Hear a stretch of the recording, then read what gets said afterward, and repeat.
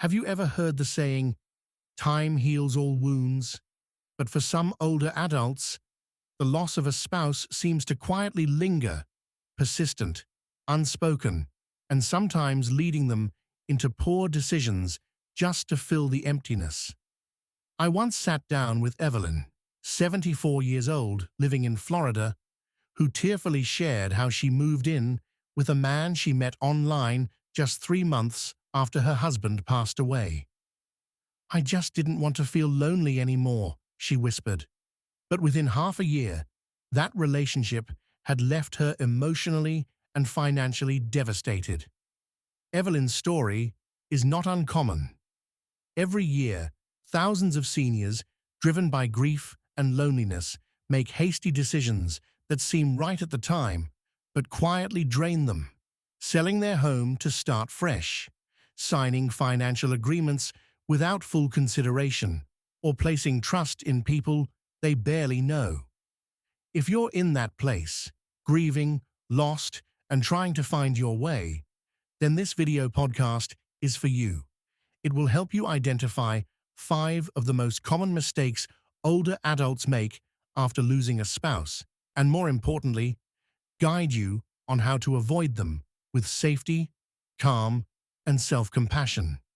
If this topic resonates with you or someone you love, please leave a comment or share this video. It may be a small gesture, but it holds the power to help someone not go through their pain alone. And now, let's explore the 5 costly mistakes you should never say yes to, especially when your heart is still healing. When you lose your life partner, the one who made every major and minor decision with you for decades, the emptiness and disorientation that follow are inevitable. In this vulnerable period, many older adults feel an urgent need to do something, just to prove they still have control over their lives. Unfortunately, that often begins with a major financial decision. Have you ever thought that selling the home you once shared would help you feel better? Or giving away a large sum of money to start fresh? Or even making a spontaneous investment based on what sounds like solid advice from a friend? These decisions may seem reasonable, but in truth, they are often emotional reactions. After losing a loved one, people tend to fall into a state of emotional escape, trying to change their outer circumstances to temporarily forget the pain within. Selling a house, relocating, or changing environments are common ways older adults attempt to run away from grief. However, according to financial and psychological experts, this is actually the worst time to make big decisions. Unsettled emotions impair judgment. Furthermore, after your spouse is gone, you may not fully grasp the long-term consequences, such as how losing a familiar home can lead to emotional distress, or how poorly considered investments can result in serious financial loss. The good news is, you don't need to make any decisions right away. In fact, doing nothing during the first few months of grief may be the wisest course. Give yourself time, at least 6 to 12 months, for your emotions to settle, so you can better distinguish between longing and genuine need. Here are a few steps you can take to maintain financial stability during this sensitive time. Freeze major decisions. Don't sell your home. Don't make large investments, and don't change your insurance beneficiaries within the first 12 months. Create a circle of advisors. Choose 1 to 2 trusted family members and 1 independent financial advisor you can consult when needed. Keep a financial journal. Whenever you feel the urge to make a financial move, write down the reason, your emotions, and the circumstances. Revisit your notes after a week. You'll likely see things more clearly. Maintain regular financial reviews. Even if you're not changing anything, check your finances monthly. It's a way to remind yourself that you're still in control. Time cannot erase the pain, but it can give you the stillness to see what truly matters. Don't let emotion in the storm of grief make decisions for you. You deserve a future that is stable, both emotionally and financially. And that begins by giving yourself permission to slow down.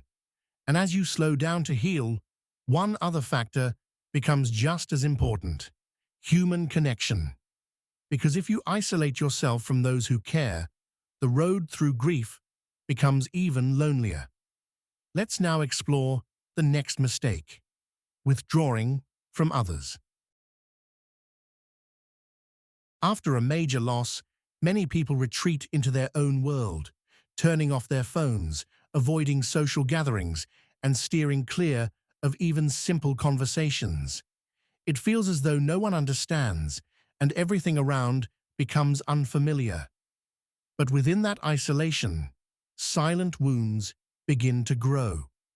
Have you ever declined a walk with a close friend simply because you were not in the mood? Or ignored a call from your children or grandchildren because you didn't know what to say? At first, it's just once or twice, but before long, silence becomes a habit.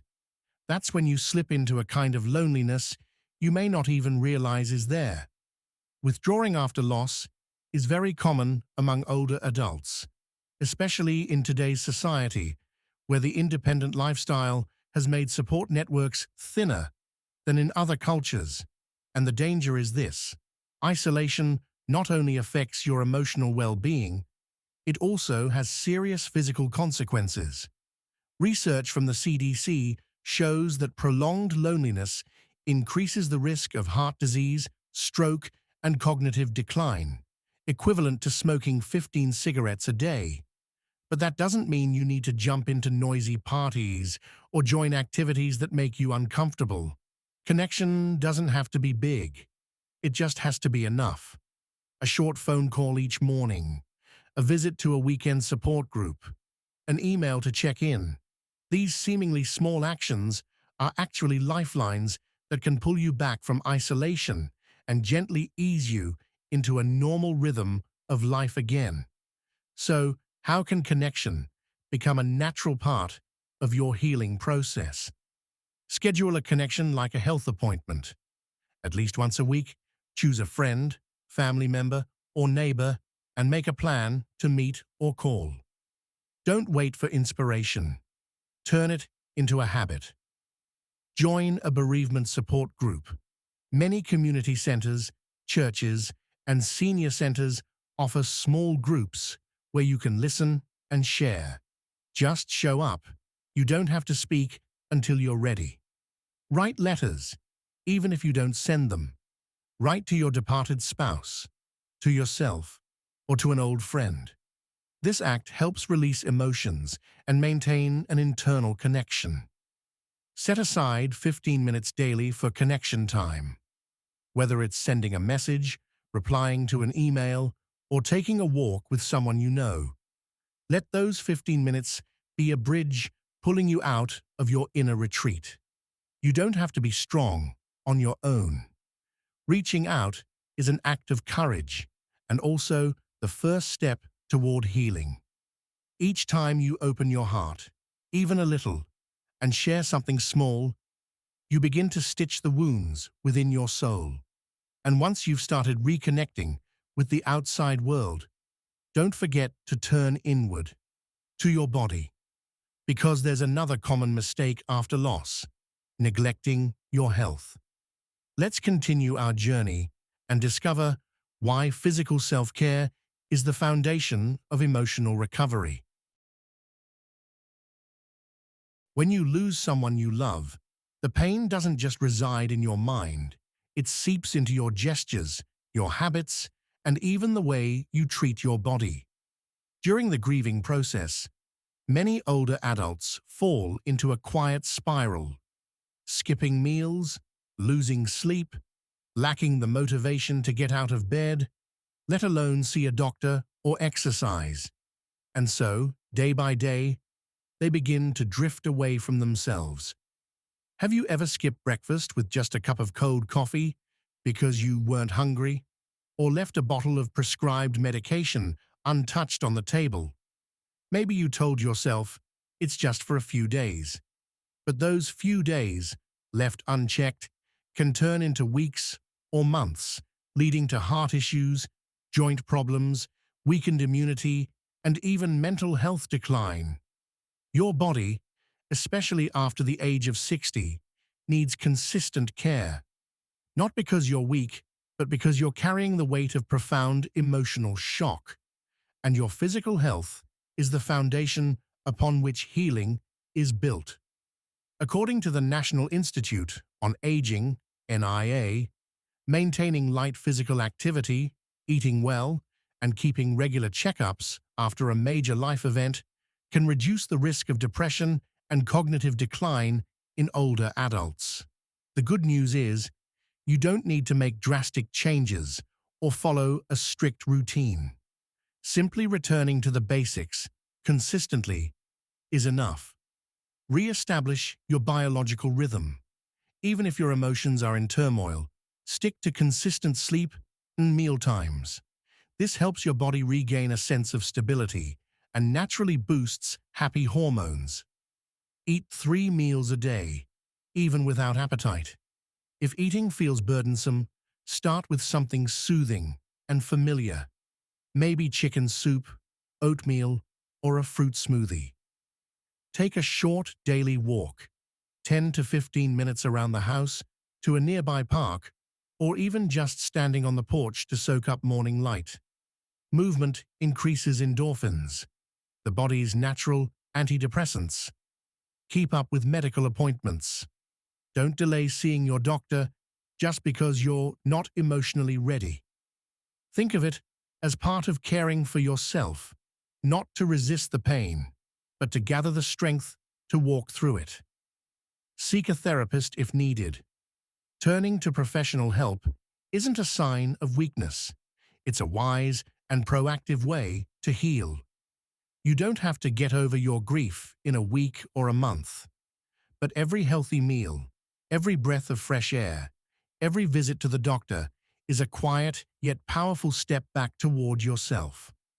Let your health be the one thing you can control amidst everything that feels unfinished or unnamed.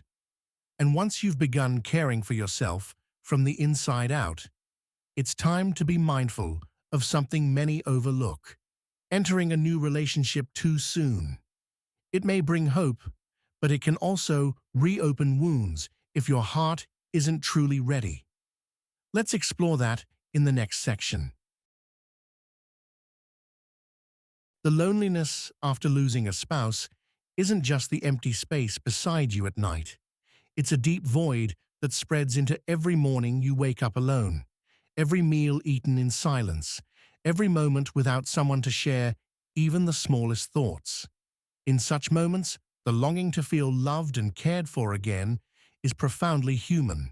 Have you ever thought, maybe I need someone new, not to replace what I had, but to feel alive again?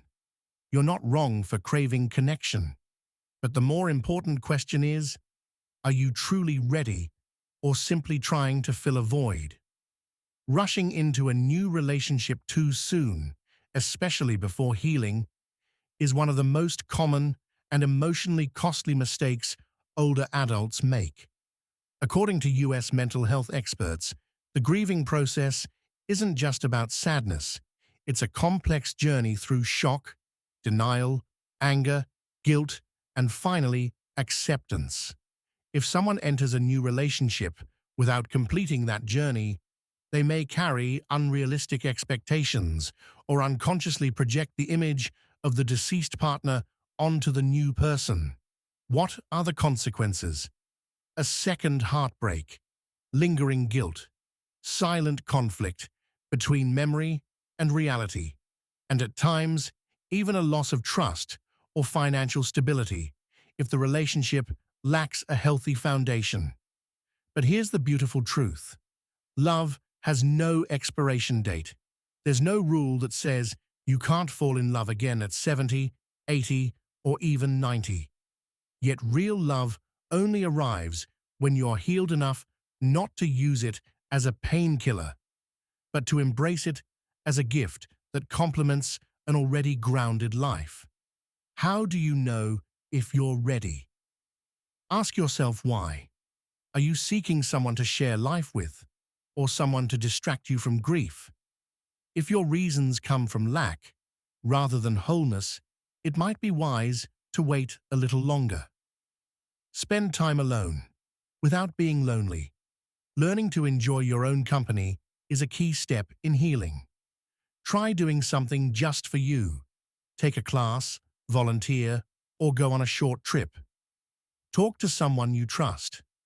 Whether it's a child, close friend, or therapist, they can help you reflect on your feelings and offer an outside perspective.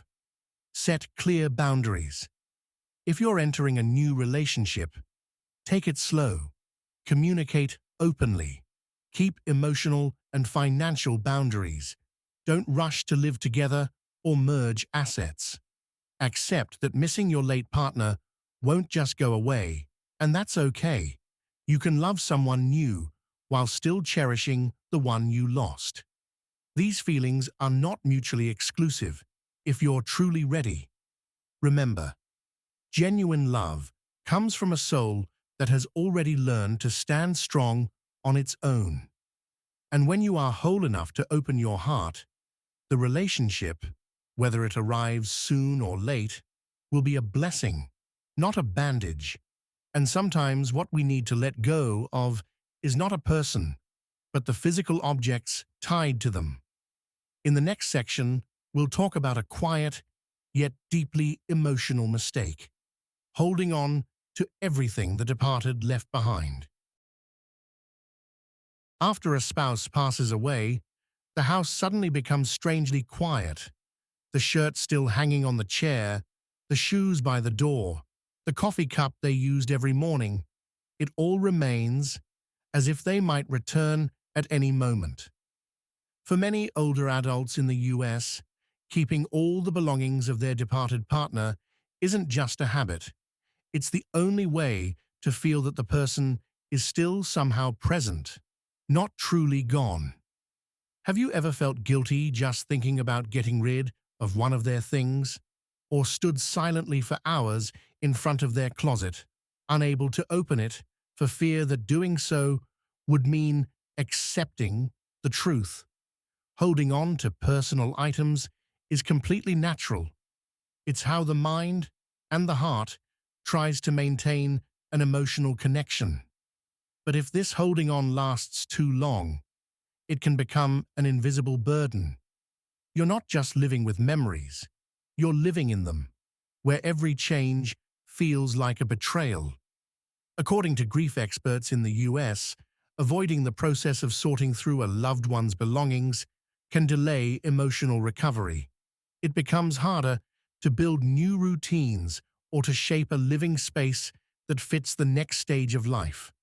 And more significantly, you may be unconsciously holding on to sadness, guilt, or regret every time you see certain objects. What's important to remember is this: you don't have to rush, and you don't need to throw everything away in order to move on. The key is intentionality and meaning. You can absolutely keep a few deeply cherished mementos, a handwritten letter, a favorite sweater, or the book they used to read, and gently let go of the rest, especially the things that no longer serve your life today. Here's how you might approach that. Start with the smallest things. You don't have to touch the wardrobe first. Begin with a drawer, a mailbox, or a desk.